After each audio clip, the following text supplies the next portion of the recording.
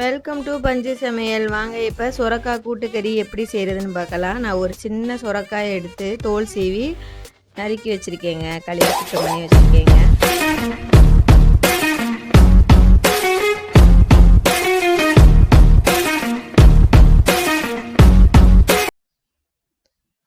அதுக்கு ஒரு குக்கர் எடுத்துக்கோங்க. ஒரு 2 ஸ்பூன் துவரம்பருப்பு போட்டுக்கோங்க. 1.5 ஸ்பூன் பாசிப்பருப்பு போட்டுக்கோங்க.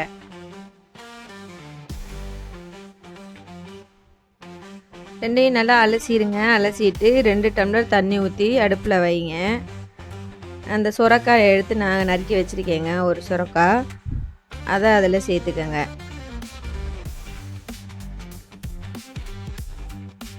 இந்த மாதிரி கொதிக்கும்போது அந்த சுரக்காயை சேர்த்துக்கோங்க. ஒரு தக்காளி பழம் கட் பண்ணி வச்சுருக்கேங்க. 4-5 சின்ன வெங்காயம் அதையும் அதோடு சேர்த்துக்கோங்க.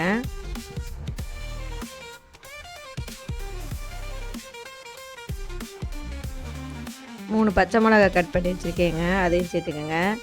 எல்லாத்தையும் நல்லா கிளறி விடுங்க. 2 டம்ளர் தண்ணி ஊற்றினா போதுங்க. சுரக்காயில் தண்ணி இருக்கும், அதனால் தண்ணி எக்ஸ்ட்ரா வேண்டாம். மூடி போட்டு ஒரு 2 விசில் வச்சுக்கோங்க குக்கரை.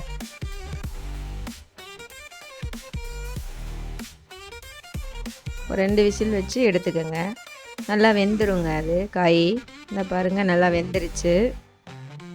இதுக்கு நான் கடலைப்பருப்பு ஊற வச்சு வச்சுருக்கேங்க. இது நம்ம வேக போடும் போதும் போடலாம். நான் போடலைங்க. அதுக்கு போடலைனாலும் பரவாயில்ல, நம்ம ஊற வச்சு எடுத்து போட்டுக்கலாம். அந்த சூட்லேயே அது வெந்துடும். நான் 1 ஸ்பூன் கடலைப்பருப்பு ஊற வச்சு எடுத்து போட்டிருக்கேங்க. இதுக்கு ஒரு தேங்காயும் சீரகமும் அரைக்கணும். நான் ஒரு 1/4 கப்பு தேங்காய் எடுத்துருக்கேங்க. 1 டீஸ்பூன் சீரகம், கொஞ்சம் தண்ணி ஊற்றி நல்லா நைஸாக அரைச்சி எடுத்துக்கோங்க.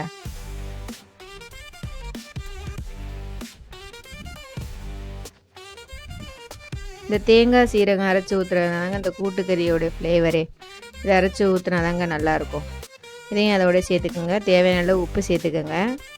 நல்லா கிளறி விடுங்க.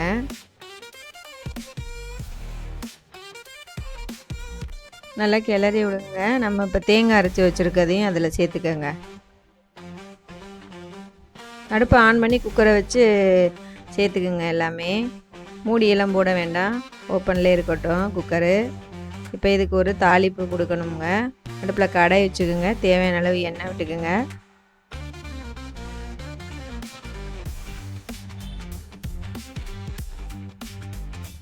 இதுக்கு 1 டீஸ்பூன் கடுகு, 1 டீஸ்பூன் உளுந்து சேர்த்துக்கோங்க. 1/2 டீஸ்பூன் ஜீரகம் சேர்த்துக்கோங்க.